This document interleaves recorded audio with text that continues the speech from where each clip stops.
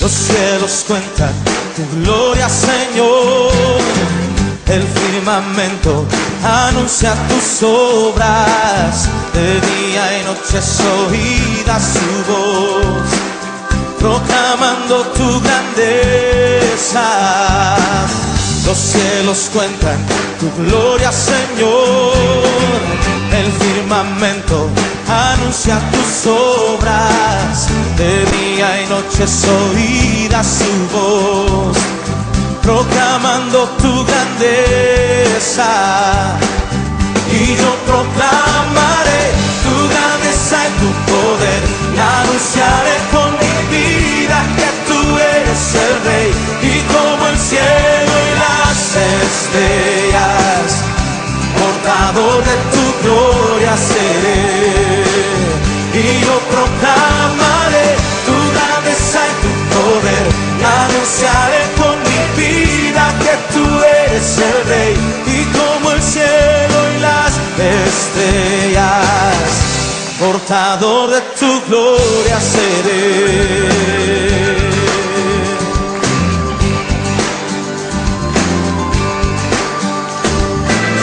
Los cielos cuentan tu gloria, Señor. El firmamento anuncia tus obras. De día y noche es oída su voz, proclamando tu grandeza. Los cielos cuentan tu gloria, Señor. El firmamento anuncia tus obras. De día y noche es oída su voz, proclamando tu grandeza. Y yo proclamaré tu grandeza y tu poder, y anunciaré con mi vida que tú eres el Rey. Y como el cielo y las estrellas, portador de tu gloria seré. Y yo proclamaré tu grandeza y tu poder, y anunciaré con mi vida que tú eres el Rey. Y como el cielo y las estrellas, portador de tu gloria seré. Y si tu poder y tu deidad son visibles en tu creación, quiero que sean visibles en mi vida, Señor.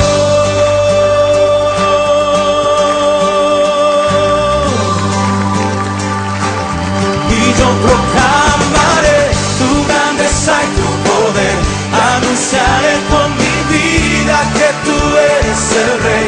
Y como el cielo y las estrellas, portador de tu gloria seré.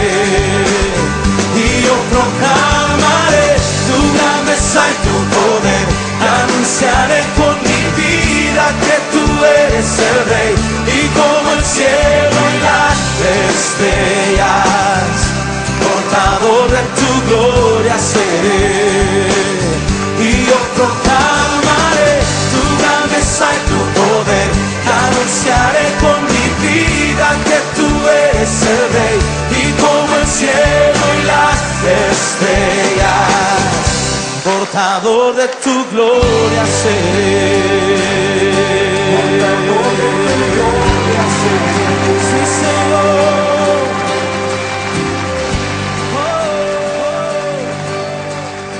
Sí, Señor. Se dice que Aristóteles tenía dos clases de escritos, unos llamados esotéricos para los oyentes comunes y otros acromáticos para los estudiantes privados y conocidos. Del mismo modo, Dios tiene dos clases de libros, según se da a entender en este salmo, a saber, el libro de sus criaturas como un libro corriente para todos los hombres del mundo, y el libro de sus escrituras como un libro de estatutos para su auditorio doméstico, es decir, la iglesia.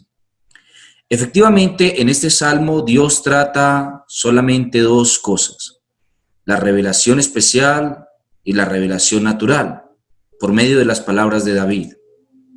Tenemos que decirlo. La belleza y la grandeza de este salmo es plena y es bastante profunda.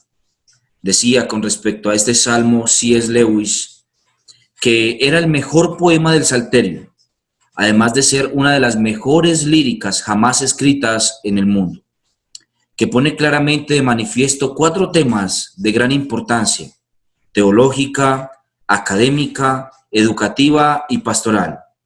Para nuestros efectos, solamente trataremos hoy mismo la perspectiva pastoral.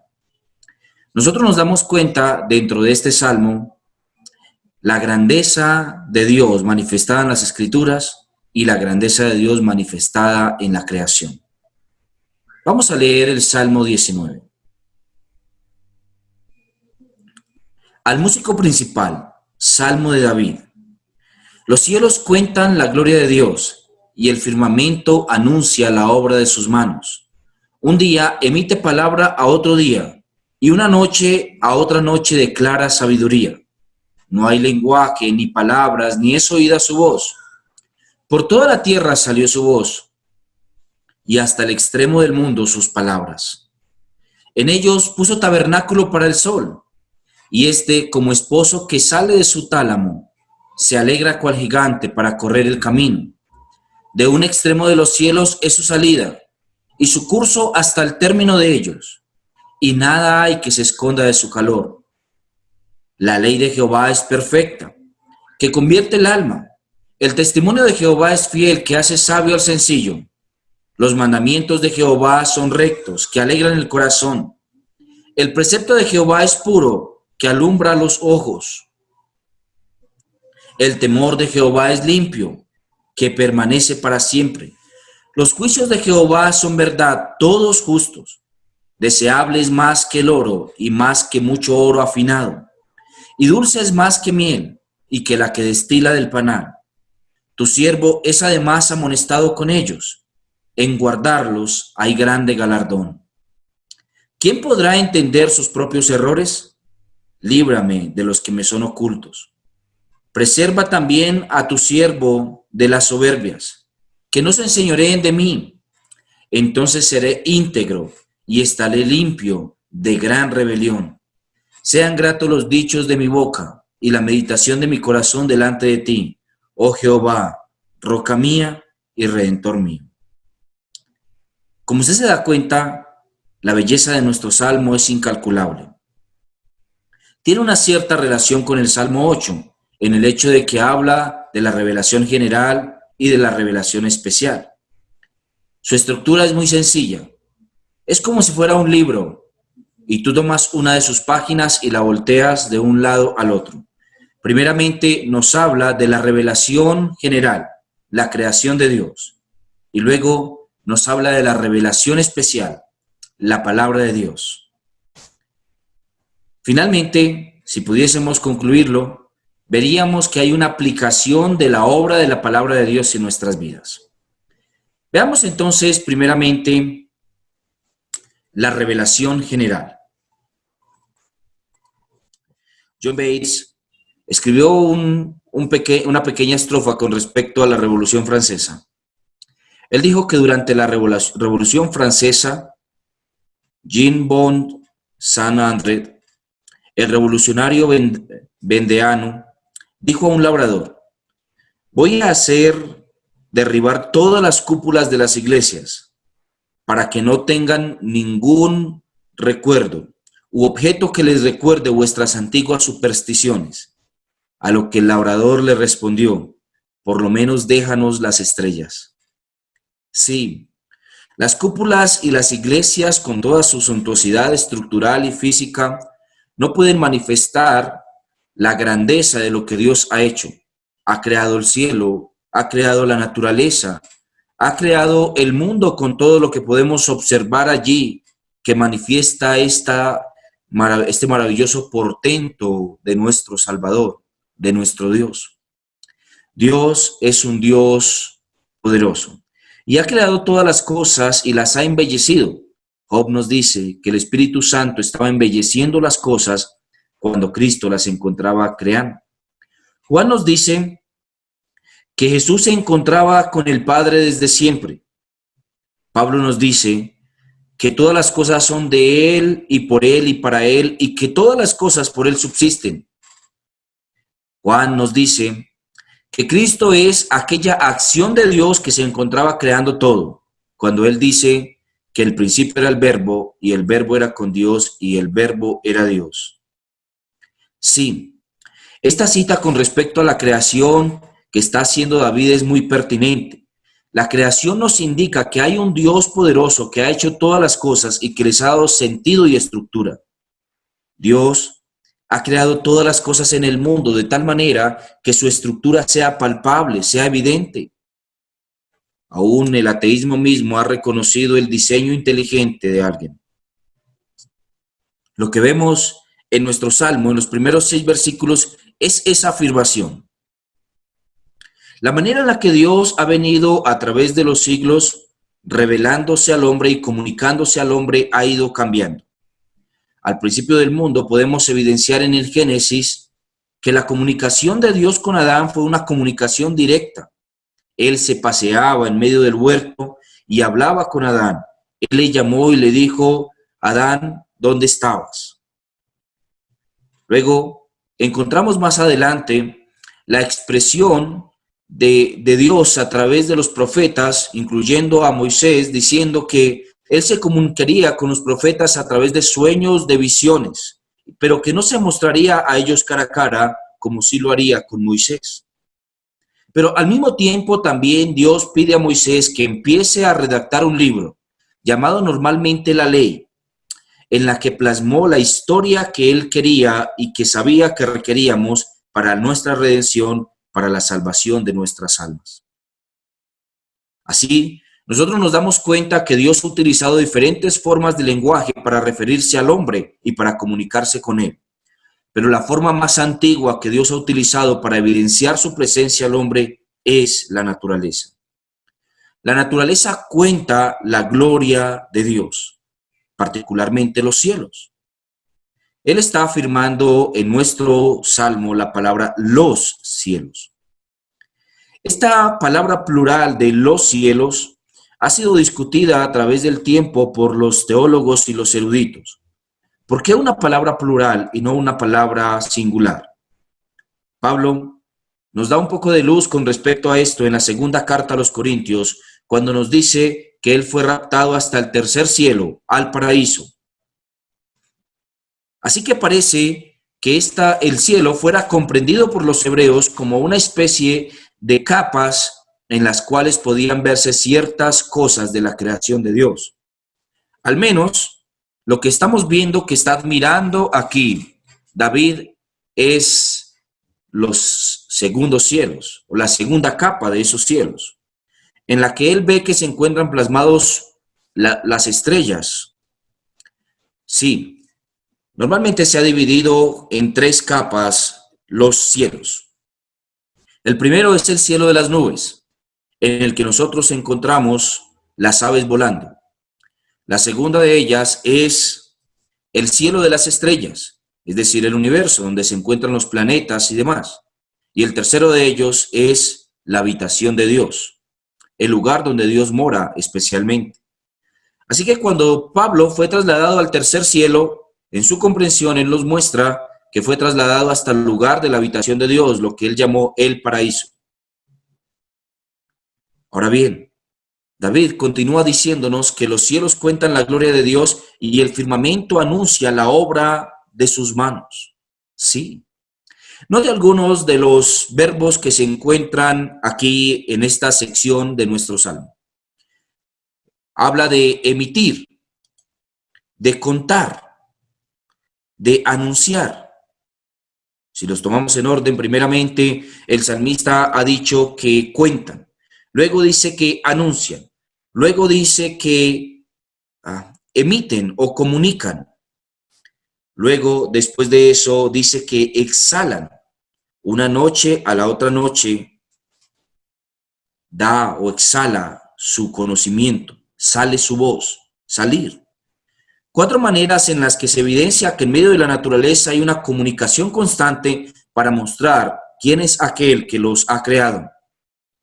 Mis hermanos, el ser humano es torpe y necio, puesto que aún la misma naturaleza, las aguas, las nubes, los árboles, dan alabanza a Dios, pero el ser humano se niega a hacer esto y dar alabanza a aquel que lo ha creado.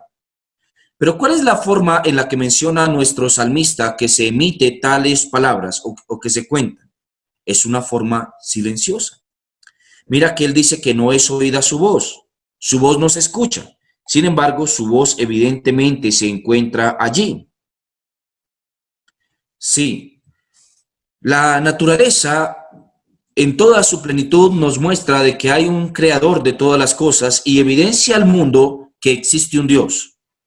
Aún así, para el hombre o para el ser humano no es claro quién es ese Dios que ha creado todas las cosas. Por esto, el ser humano ha ideado una gran cantidad de dioses a través de la historia.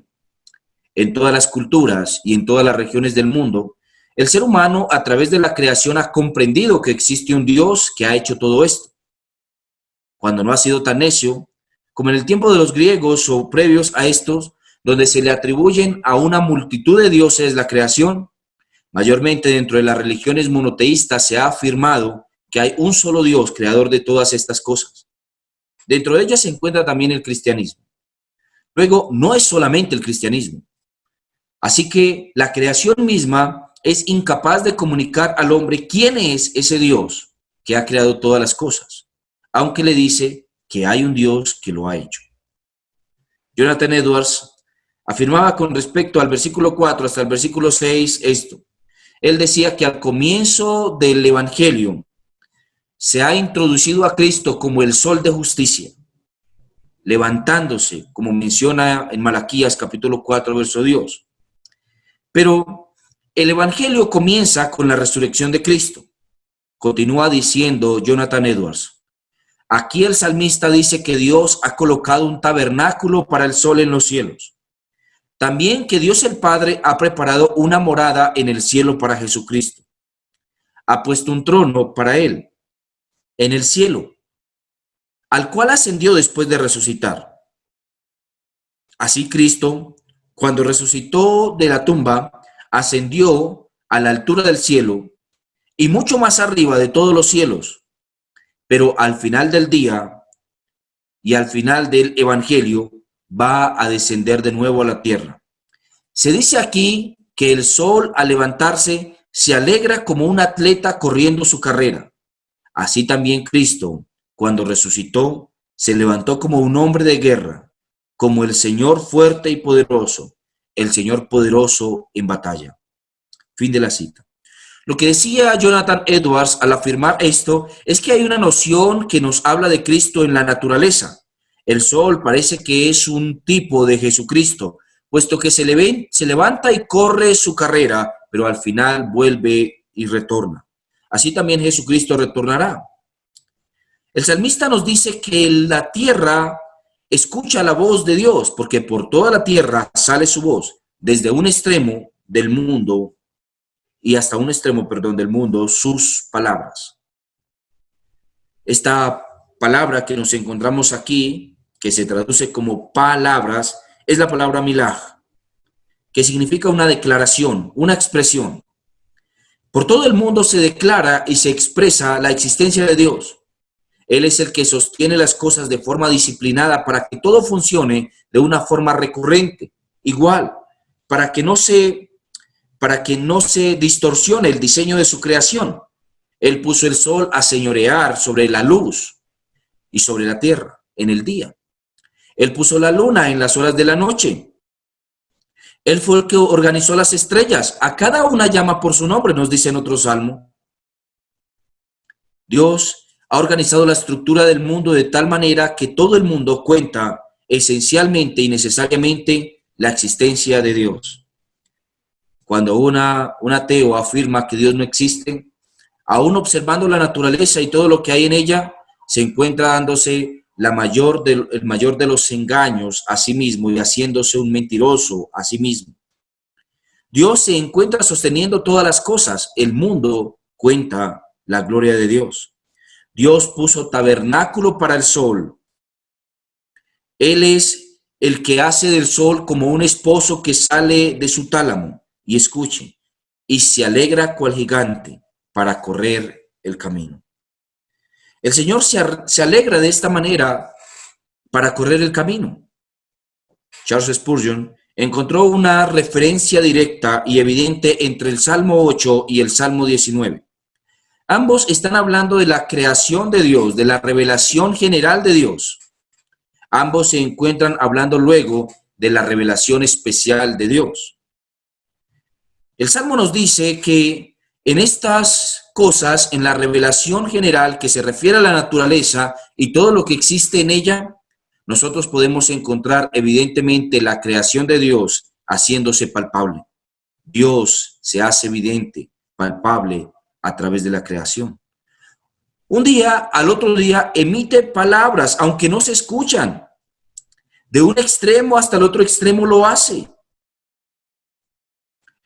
Toda la naturaleza evidencia la creación de Dios. Pero, ¿será que puede el ser humano, a través de la creación, llegar a conocer al Dios verdadero?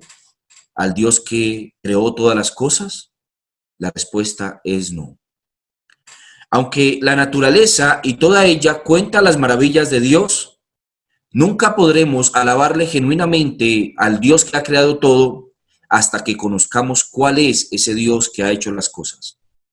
Algunos elementos de Dios y atributos de Dios se dejan ver a través de su creación. Por ejemplo, su eternidad. Cuando vemos el mundo y cuando vemos el universo, podemos darnos cuenta que hay un ser superior a todo eso que lo ha hecho todo. Que las cosas tuvieron que tener un comienzo y que debe haber un formador, un diseñador que comenzó todas las cosas, que las trajo a la existencia.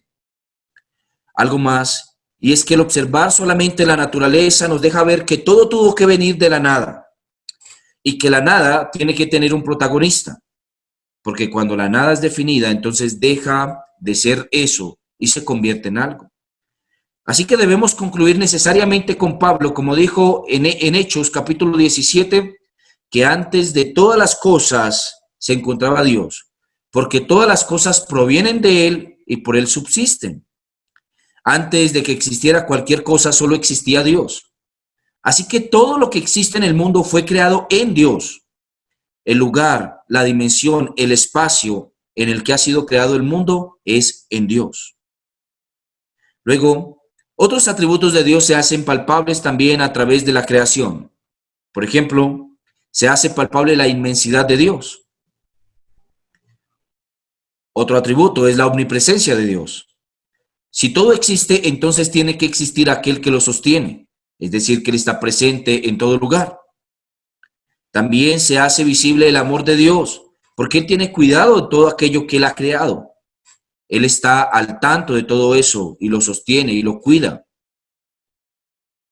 También nos muestra a Dios como un Dios vivo, porque ninguna de las criaturas que Él ha hecho, en las cuales puso aliento de vida, es una criatura muerta. Lo que nos muestra que Él es un Dios vivo. Y podríamos continuar viendo a través de la naturaleza todos los atributos de Dios. Los atributos de Dios se hacen palpables a través de todas las cosas que Él ha hecho. Pero aún así, esos atributos impiden darle nombre al Dios que ha creado todas las cosas. Este es el especial detalle por el cual Dios fue cuidadoso en su nombre. Y tantas veces en la Escritura se menciona el celo que Dios tiene por su nombre, o que den alabanzas a su nombre, o que hagamos las cosas por amor a su nombre, o que invoquemos su nombre. Porque es necesario que se haga distinción entre todas las cosas que se dicen en el mundo y entre todos los falsos dioses a los que se le atribuye la creación, que se haga distinción de aquel que realmente es el que ha hecho todas las cosas. Aquel que ha hecho todas las cosas tiene nombre. Y nosotros podemos dirigirnos a Él con exactitud, sabiendo quién es el que ha hecho todas las cosas. Pero eso no lo logramos, sino es a través de una condescendencia especial de Dios, en la que Él nos muestre quién es y cómo Él ha hecho todas las cosas. Es decir, que nos enseñe quién es el que ha creado el mundo. Y esa es la segunda parte de nuestro salmo.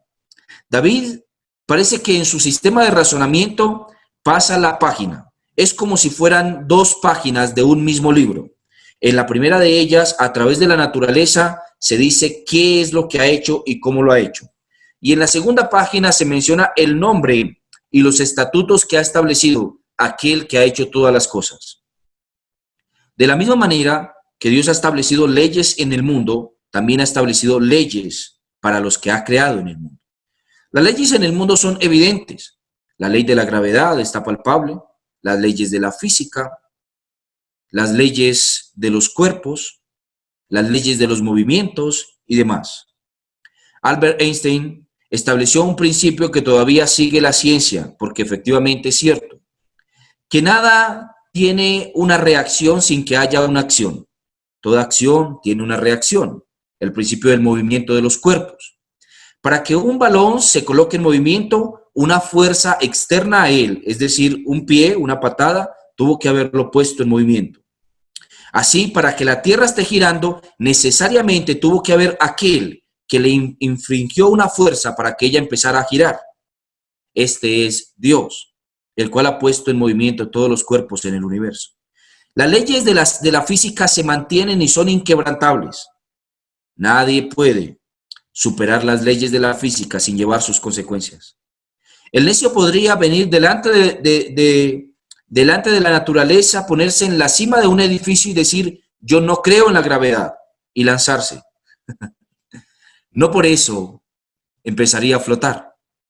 Que el hombre diga o no creer en Dios no infringe en nada el hecho de que Dios ha establecido normas y que esas normas tienen que cumplirse.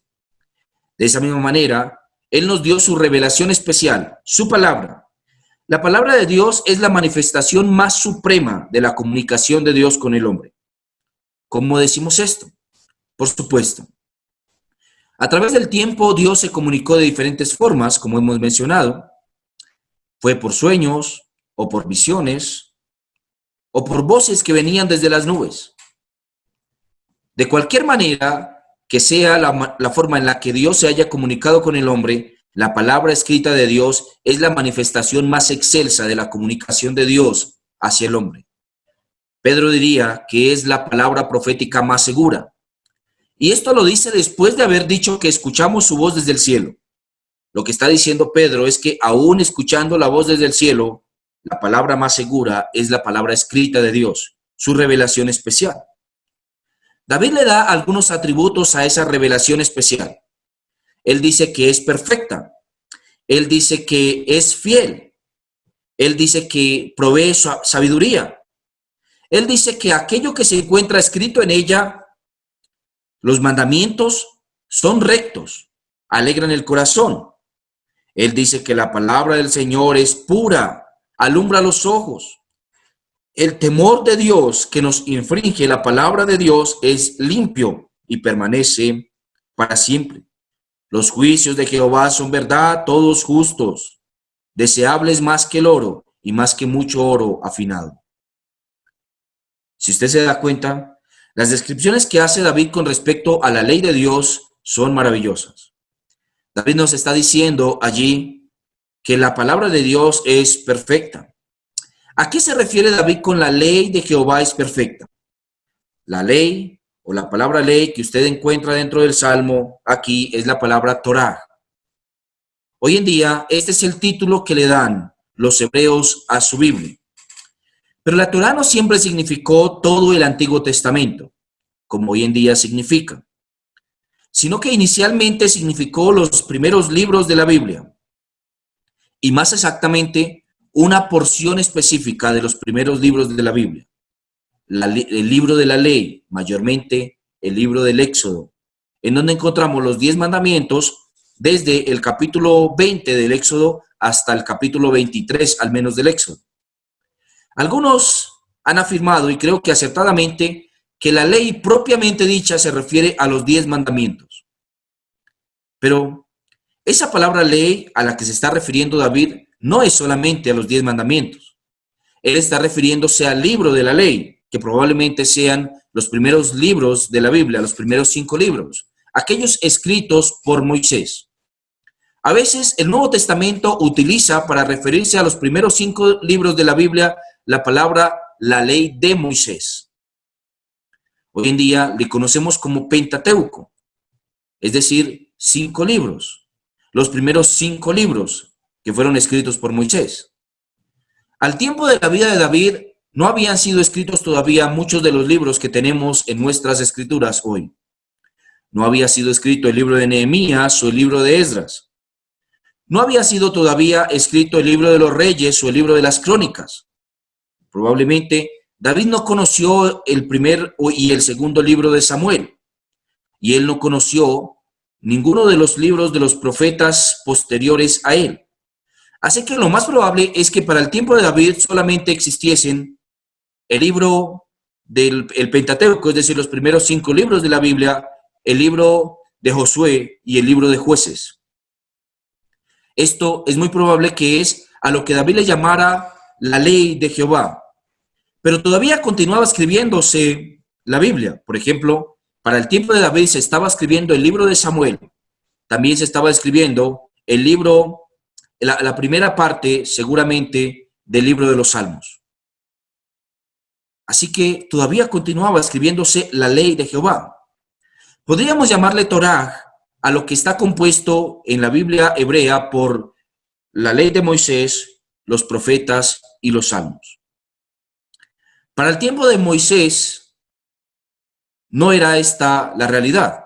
En el tiempo de Moisés, básicamente la realidad de lo que ellos tenían era cada uno de los libros que estaba escribiendo Moisés. El primero de ellos que escribió Moisés fue el libro del Génesis. Posterior a eso, él relató todo su peregrinaje por el desierto en el libro del Éxodo, que es el lugar que probablemente los israelitas, o el libro que probablemente los israelitas inicialmente conocieron como la ley.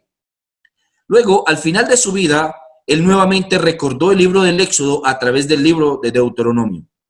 También escribió el libro de Números y el libro de Levítico, en el que él reguló las celebraciones que debían hacerse. Cualquiera que sea la forma en la que nosotros podamos ver la ley de Jehová, la afirmación de David aquí está enfocada a lo que Dios ha escrito. Aquellas cosas que Dios ha dejado plasmadas en un libro son perfectas. El libro que tenemos hoy en día es perfecto. Mis hermanos, noten la afirmación de David. David no dice que la naturaleza convierte al alma. Solamente la palabra de Dios puede convertir el alma. Solamente la palabra de Dios puede convertir el alma para salvación. El famoso escritor Natanael Ardo escribió esto: si Dios te da alguna vez oído espiritual para juzgar las cosas debidamente, vas a recordar que no hay campanas como las de Aarón, ni arpa como la de David, ni trompeta como la de Isaías, ni flautas como las del apóstol. Y vas a confesar con pretus Damianus que los escritos de los oradores, filósofos y poetas paganos, que antes te gustaban tanto, ahora son aburridos y monótonos en comparación con el consuelo de las escrituras. Sí, las escrituras superan cualquier tipo de libro que haya sido escrito.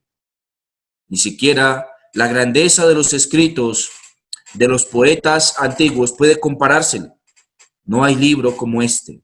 Pero su poder no se encuentra intrínseco en su tipo de literatura, en que es poesía mejor y más elaborada que cualquier otra poesía, o en que es una historia detallada y concisa, al mismo tiempo mayor que la de cualquier historiador, o que sea una premonición sobre el futuro mayor que la de cualquier tipo de profeta. La grandeza de la ley de Jehová se encuentra en que convierte el alma de aquella persona que se acerca a él. Muchos son los ateos que se han acercado a la Biblia intentando desvirtuar sus afirmaciones y han terminado vueltos al cristianismo.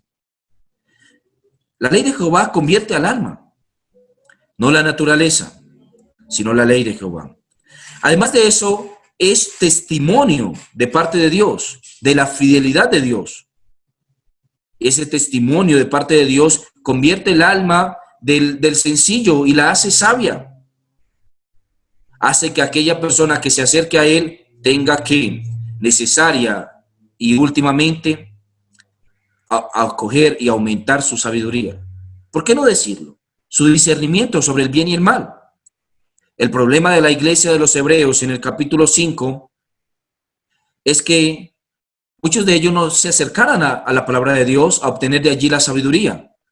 El autor de Hebreos se acerca a ellos diciéndole, debiendo de ser ya maestros, muchos de vosotros tenéis necesidad de que se os enseñen otra vez estas cosas. Sí, la palabra de Dios, cuando nosotros la consultamos y nos acercamos a ella constantemente, nos darán sabiduría para enfrentar el mundo. Aquellos que caminaron con Cristo fueron conocidos por sus palabras. Cuando Juan y Pedro entraron al templo de la Hermosa, el concilio reunido en ese lugar se dio cuenta que eran discípulos de Jesús por una razón: hablaban como Jesús. Cuando se acercaron a Jesús para escucharlo, aquellos soldados que fueron enviados por los principales sacerdotes y los fariseos se quedaron maravillados y llegaron diciéndoles, nunca oímos hombre hablar como este. Oh, mis hermanos, la palabra de Dios convierte nuestro vocabulario incluso, nos da nuevas palabras, nos da sabiduría y nos permite hablar como Jesús habló. En ellas hay alegría para nuestro corazón y hay luz para nuestros ojos. Además, nos provee el temor de Dios necesario para nuestra salvación. ¿Acaso no lo notamos? Nuestro Dios es así, maravilloso, grandioso, y se ha evidenciado a través de la palabra. Es decir, que aunque la naturaleza no nos menciona quién es el Dios que ha creado todas las cosas, la revelación especial de Dios, su palabra, su ley, nos dice cuál es el nombre del Dios que ha creado todas las cosas, y podemos dar loor al nombre de nuestro Dios. Además de eso, no solamente la palabra de Dios tiene estos atributos, y esta es nuestra última parte. A partir del verso 11 en adelante, parece que David empieza a narrar la obra que tiene la palabra de Dios en todos aquellos que se acercan a él. Dijo G.S. Bowes, tu siervo es además instruido en ellos. Cierto judío había concebido el plan de envenenar a Lutero, pero fue desengañado por un amigo fiel y envió a Lutero un retrato de este hombre, advirtiéndole contra él. De este modo, Lutero conoció al presunto asesino y escapó de sus manos. Del mismo modo, la palabra de Dios, oh cristianos, muestra el rostro de los deseos carnales que emplea Satanás para destruir tus consuelos y envenenar tu alma. ¿Acaso no es así? ¿Puede ser advertido una criatura de Dios que no cree en la palabra de Dios con respecto al pecado y el daño que Satanás quiere hacerle a su alma? ¿Puede ser advertido con respecto a los peligros espirituales que enfrenta y al lugar final donde reposará su alma si no se arrepiente? Por supuesto que no. La palabra de Dios es luz para nosotros con respecto a nuestra realidad espiritual. Y ella nos ha enseñado que más que una mente física, nosotros debemos tener una mente espiritual para las cosas que deben ser discernidas espiritualmente. ¿Quién podrá entender sus propios errores? Es la pregunta del salmista. Es una pregunta profunda y filosófica. ¿Cómo podremos nosotros comprender nuestros propios errores si no tenemos una luz que nos los alumbre? ¿Cómo podremos saber lo que está bien y lo que está mal si no hay un reglamento, si no hay un estándar para determinar lo bueno y lo malo? ¿Por qué afirmar que asesinar es malo si no tenemos un mandamiento que nos diga que asesinar es malo? ¿Por qué pensar que mentir o cometer adulterio o desear las cosas del prójimo o tener un Dios ajeno al Dios que ha creado todas las cosas puede ser algo malo? La palabra de Dios nos provee entendimiento para comprender nuestros errores. Nuestros errores a la luz del pensamiento de Dios, no a la luz de nuestro propio pensamiento.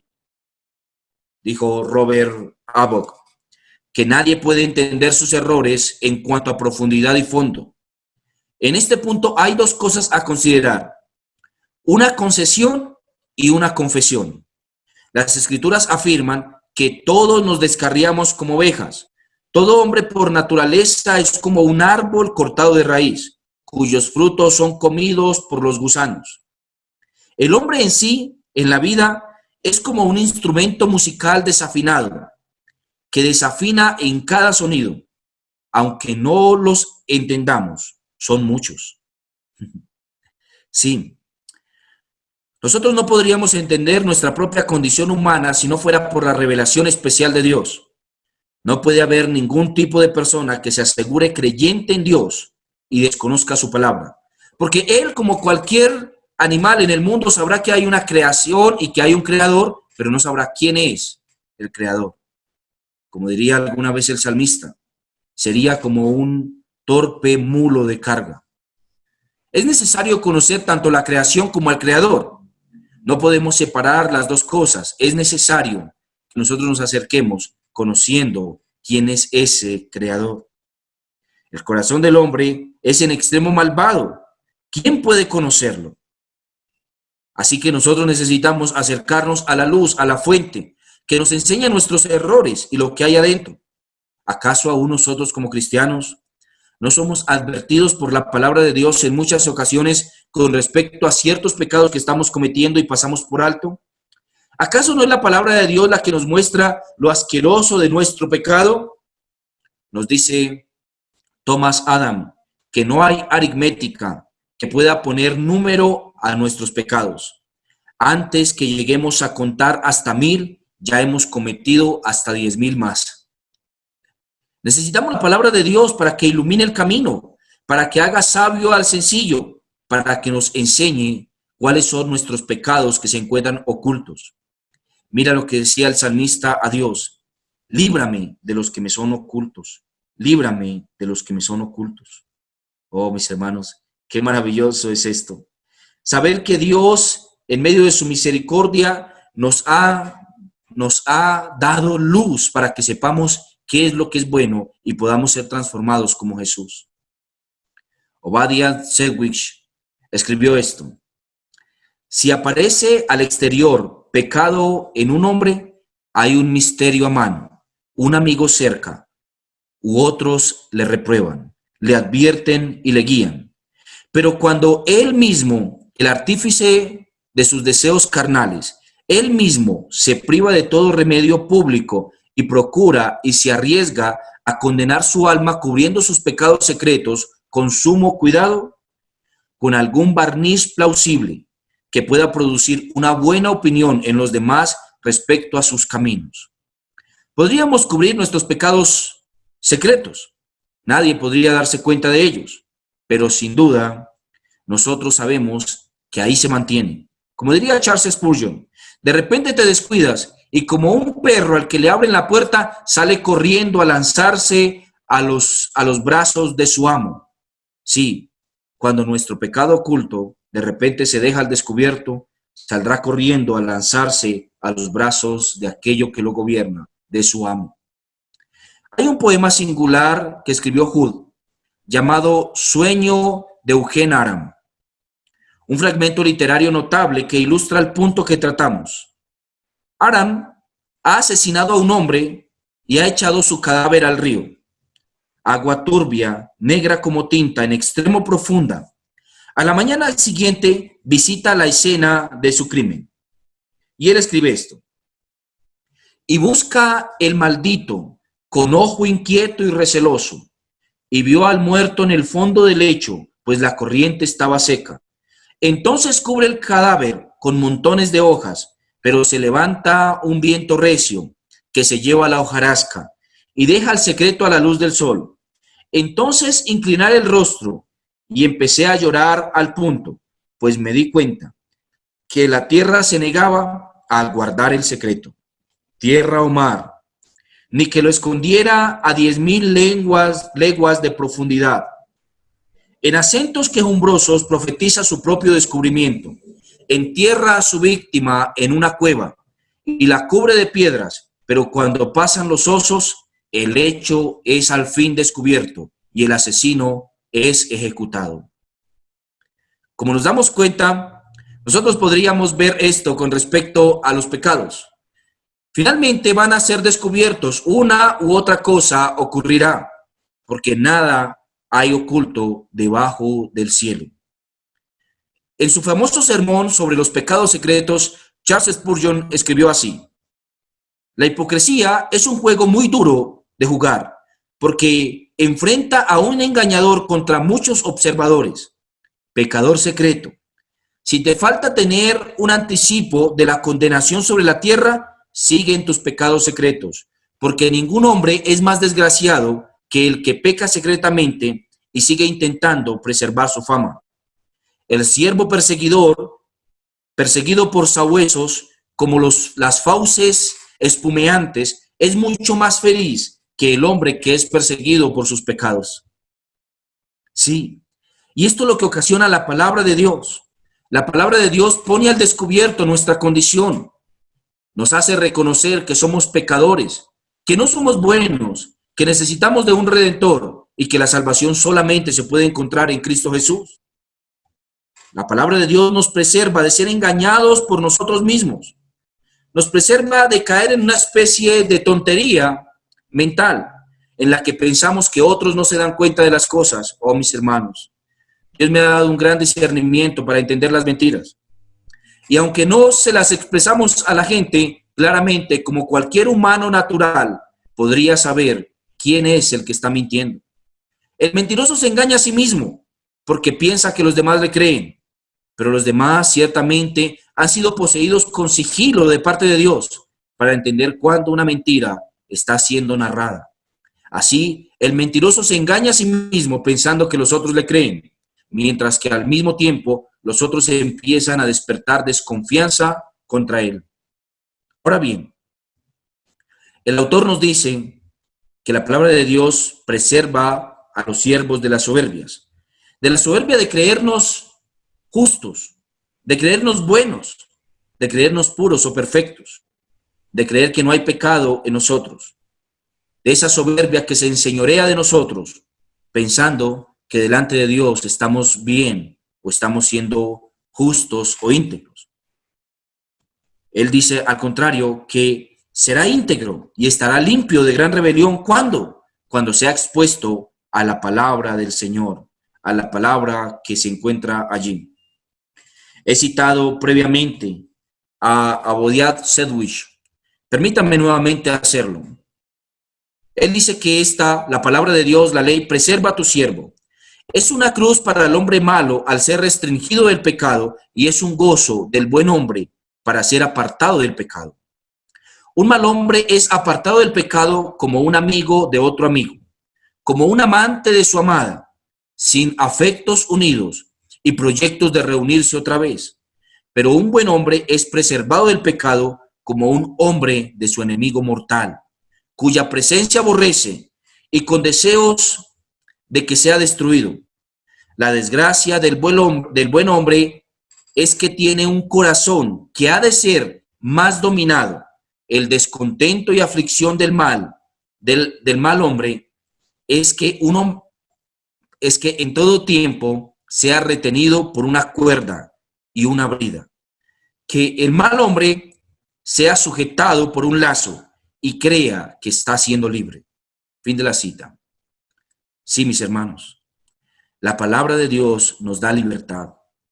Porque cuando nosotros nos damos cuenta de nuestros pecados a través de ella, entonces nosotros ahora, con total seguridad, podemos levantar nuestras manos al cielo, con seguridad, levantar nuestras manos al cielo y tener seguridad que estamos dirigiéndonos al Dios glorioso, el que es todo suficiente, todo suficiente. Oh, cuando nosotros podemos acercarnos a la naturaleza sabiendo quién es el que lo ha creado y habiendo obtenido el discernimiento que nos ha dado su palabra, entonces con corazón sincero podremos alabar al Señor. Robert Russell escribió esto: ten cuidado especial en aquellos pecados que se acercan al pecado contra el Espíritu Santo. Y estos son: hipocresía, hacer solo una profesión externa de religión y de este modo fingir y burlarte de Dios. pecar voluntariamente contra la convicción de la conciencia y contra una gran luz y conocimiento, pecado y presunción. Estos pecados, aunque ninguno de ellos es un pecado directo contra el Espíritu Santo, sin embargo, se acercan mucho al mismo. Qué maravillosa expresión. Señor, he aquí nuestras palabras. Podemos venir delante tuyo reconociendo que hemos sido sencillos y necios, que no hemos, Señor, guardado nuestra dignidad, que el mundo que no te conoce solamente obtiene, Señor, a través de la naturaleza, todo el argumento suficiente para su condenación, pero ningún argumento para su salvación. Que aquellos a los cuales por tu gracia maravillosa nos has traído delante de ti, hemos obtenido sabiduría a través de tu palabra. Oh Señor, hoy con Salomón podemos decir que el principio de la sabiduría es el temor a ti. Y este temor no puede ser alcanzado si no es a través de tu palabra. Por eso venimos delante tuyo, admirando la creación que tú has hecho, Señor, pero rendidos delante de ti, humillado nuestro corazón, porque hayas condescendido a dejarnos tu palabra, tu revelación especial. Padre, nosotros como seres humanos no somos nada, Señor, sin ti, pero mucho menos somos sin tu palabra. Padre, porque solamente seríamos objetos de tu ira, aquellos que merecen ser condenados porque la naturaleza cuenta tus obras, el cielo cuenta tus obras. Pero Padre, a través de tu palabra, no solamente hemos tenido el gozo suficiente, nadie puede acercarse a la naturaleza y admirarla de verdad hasta que no ve tu palabra y sabe que tú la has hecho. Nadie puede mirar al cielo y a las estrellas y admirarse de su inmensidad en realidad hasta que no sabe que tú le has puesto nombre a cada una de ellas. Padre de gloria, el verdadero adorador, Señor, tú no lo dejas ver. Es aquel que te ha conocido en tu palabra y que luego sale al mundo a admirar lo que tú has hecho. Eso somos nosotros, pero no solamente salimos al mundo a admirar lo que has hecho, sino que salimos a despreciar el pecado que mora en nosotros, Señor. ¿Quién como Cristo? ¿Quién como aquel que no se halló engaño en su boca? Aquel que cuando le maldecía no respondía con maldición. ¿Quién como Jesús, el cual no cometió pecado y pudo mirar la pureza de su propia alma? Nosotros a través de tu palabra vemos lo asqueroso, Señor, lo repudiable del pecado que mora en nuestra propia alma. Padre, tu palabra nos limpia también en el interior, en nuestra alma. Este maravilloso efecto que hay en ella se hace plausible gracias a que Cristo nos ha dado de sí mismo. Se hace plausible el efecto maravilloso de nuestra alma y admirarnos como somos la corona de tu creación cuando nos vemos en la identidad de Cristo, cuando nos vemos como justificados, como santos y puros, no por nosotros, sino por aquel que nos salvó. Señor, nadie puede admirarte como nosotros. Gózate en nuestra admiración, gózate, Señor, en nuestra alabanza, porque sabemos quién es el Dios y el nombre del Dios que ha creado todas las cosas, Dios de gloria. Nosotros hoy, Señor, como Arthur Lake, hablamos, Señor, a tu oído, Dios, y te rogamos que recibas nuestra adoración. Él ha dicho, Señor, que ¿qué son nuestros pensamientos? Unos y otros son malos. Nuestro corazón es malo, es una fuente de corrupción. Nuestra lengua, una corriente contaminada. Y voy a presentar un sacrificio así a Dios. El animal cojo, el ciego, por más que en otros aspectos fueran limpios, eran sacrificios abominables para ti. Oculto, más. Si nosotros ofrecemos animales que son inmundos, nos ofrecemos también a nosotros como inmundos. Y con todo, Señor, mi sacrificio no es mejor. Palabras vacilantes, pensamientos errabundos, ni unos ni nosotros son presentables a ti. Cuanto menos los pensamientos malos, las palabras ociosas. Con todo, esto es lo mejor que tengo. ¿Hay remedio, Señor? Si es que existe, está en ti, oh Señor. Es en ti que debo buscarlo, y por ello lo estoy buscando en ti. Tú solo, oh Señor, puedes santificar mi lengua, santificar mi corazón, para que mi lengua pueda decir y mi corazón pensar lo que es aceptable delante de ti. Si lo que pueda causarte deleite, Señor, eso es lo que yo quiero para ti. Señor, mira mi corazón contaminado. Mira nuestros corazones contaminados. Padre, han sido afectados por el pecado de Adán. Pero, Señor, redimidos en Cristo, queremos buscar las palabras correctas, los sentimientos correctos, las obras correctas para agradarte.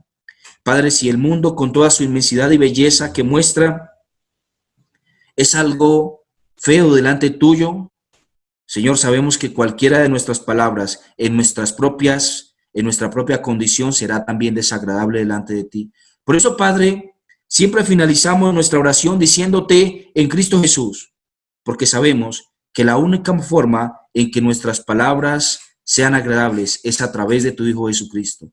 Oh Señor, gracias por la creación, gracias por tu palabra, pero muchas más gracias por lo que ocasiona tu palabra en nosotros.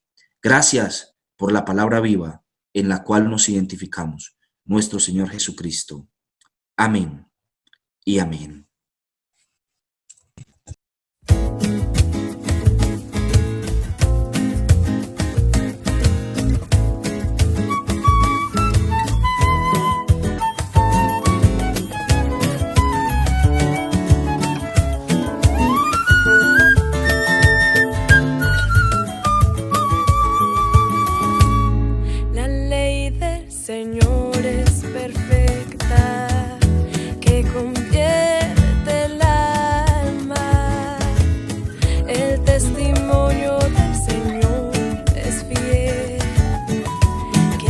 Sabio al sencillo, los mandamientos del Señor son rectos, que alegran el corazón.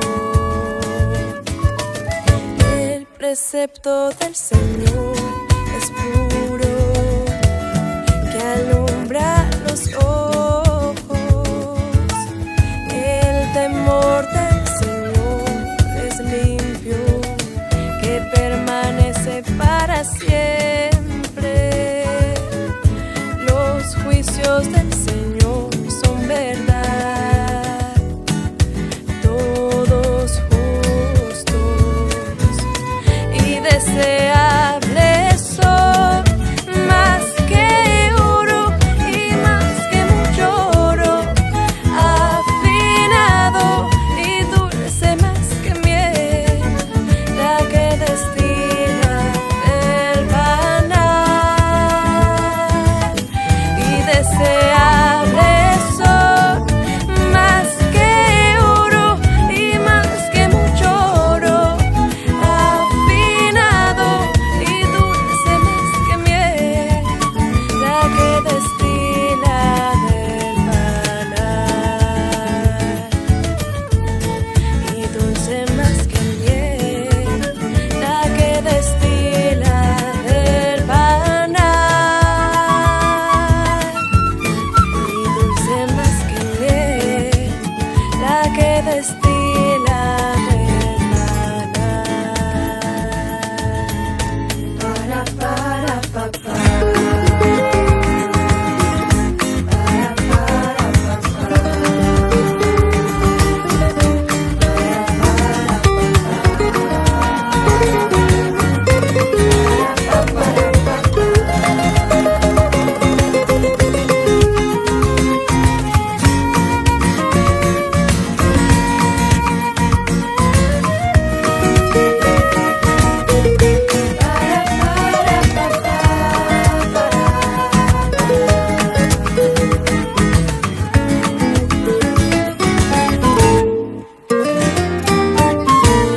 La ley del Señor es perfecta, que convierte el alma. El testimonio del Señor es fiel, que hace sabio al sencillo. Los mandamientos del Señor son rectos, que alegran el corazón. El precepto del Señor es puro, que alumbra los ojos. El temor del Señor es limpio, que permanece para siempre. Los juicios del Señor son verdad, todos justos y deseables son, más que oro y más que mucho oro, afinado y dulce más que miel, la que destila del panal. Y deseables son, más que oro y más que mucho oro, afinado y dulce más que miel, la que destila del panal. Y dulce más que miel, la que destila del panal. Y dulce más que miel, la que destila del panal.